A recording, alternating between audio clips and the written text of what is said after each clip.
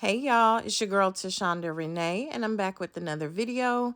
In today's video, I'm going to be sharing some of my favorite game day eats. So if you would like to see how I do it, please stay tuned. All right, I'm going to get started with this corn and field pea dip. I got this recipe from Margaret Holmes.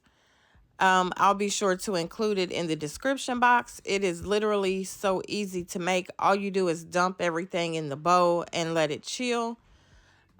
So you're going to start out with 2 cans of Margaret Holmes Field Peas. In the recipe, it says you can use any variety of their field peas. I have the field peas with snaps. I did drain the liquid from both of those cans before adding it to the bowl. Next, I added 2 cans of white shoepeg corn. And the recipe does say to drain the corn as well. I didn't drain mine because it did not have a lot of juice in it.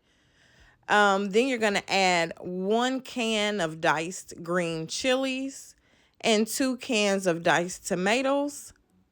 The recipe calls for 2 garlic cloves to be minced. I used garlic paste instead. I used about a tablespoon of garlic paste. I added some in the beginning, and then I'm going to add some later. Next, you're going to add 1 cup of zesty Italian dressing, as well as 1 teaspoon of lemon juice and a ½ teaspoon of salt. My bowl was too small, so I went ahead and transferred it over into a larger bowl, and then I'm going to chop up about 5 green onions and add to the dip. Then you're going to stir everything together and place a lid on top. You're going to place it in the refrigerator and allow it to chill for at least 4 hours before you serve it. The recipe suggests that you serve this dip with corn chips. I prefer to use the scoops, the tortilla scoops. It's really good with that.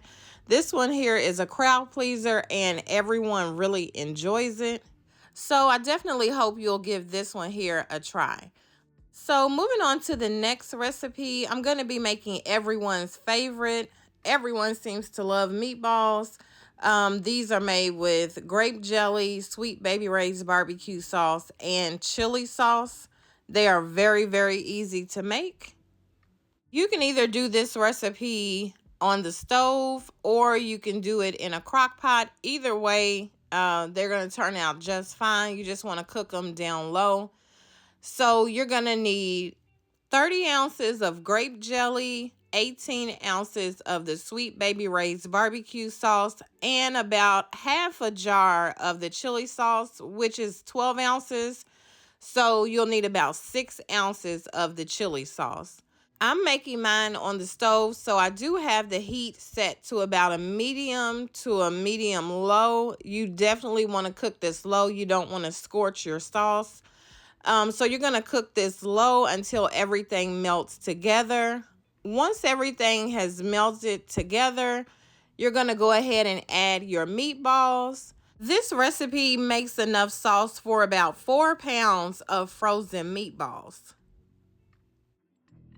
You can always double this recipe if you're doing more than 4 pounds of the meatballs. You'll know your sauce is ready once it starts to look like this. The color is going to be darker, everything will be melted together, and it's going to be a lot thinner than it was when you first put everything in the pot. You'll either add your meatballs directly into the pot with the sauce, or you can put them in a pan and then pour the sauce over top of the meatballs.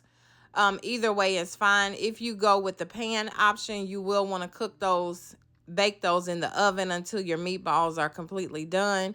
But if you're going to do like me on the stovetop, add the meatballs directly into the sauce and stir everything really well, coating the meatballs. Then you're going to place a lid on top and allow those to simmer for at least 30 minutes. You do want to check the meatballs periodically throughout those 30 minutes just to make sure your sauce is not burning on the bottom of the pan. So that's really it with the meatballs. You just want to be sure to cook them until they are heated all the way through. And these are for sure a crowd pleaser. I'll be sure to leave all the ingredients and measurements down in the description box that I used to make this recipe. All right, so moving on to the third and final crowd-pleasing recipe, I'll be making turkey and cranberry sliders. These sliders are absolutely delicious. I'm going to be using these big and fluffy Hawaiian rolls. So for these, you want to go ahead and preheat your oven to 350 degrees. Then with the serrated knife, you're going to slice the rolls in half. To the bottom half of the rolls, you're going to add a layer of mayonnaise. I'm doing a pretty thin layer. You can do as little or as much as you would prefer. Next, you're going to put down a layer of your smoked turkey.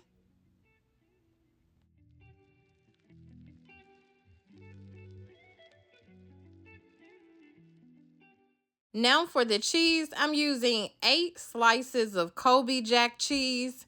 You can also use provolone cheese for this recipe if you would prefer to use that. I've done it both ways and they're both equally delicious.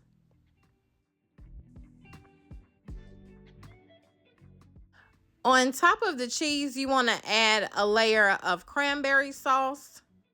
You can add as much or little cranberry sauce as you would prefer. I used about half of a can. Now you're going to go ahead and place the top half of your rolls on. Now you want to melt 1 stick of butter. To that, you're going to add about a half teaspoon of garlic powder, a 1/4 of a teaspoon of black pepper, and a pinch of salt. You're going to pour that over top of your rolls.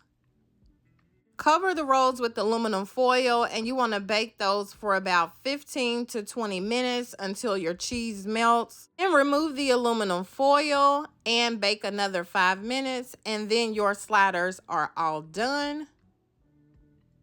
These sliders are really a crowd pleaser. They go over so well. Everybody loves these. I'll be sure to list everything that I use for these down in the description box as well. So that's it for this video. I hope you'll give these recipes a try. I'm sure you're going to love them. If you have not already done so, please go ahead and subscribe to my channel. I would love to have you be a part of my YouTube family. Thank you so much for watching and have a great day.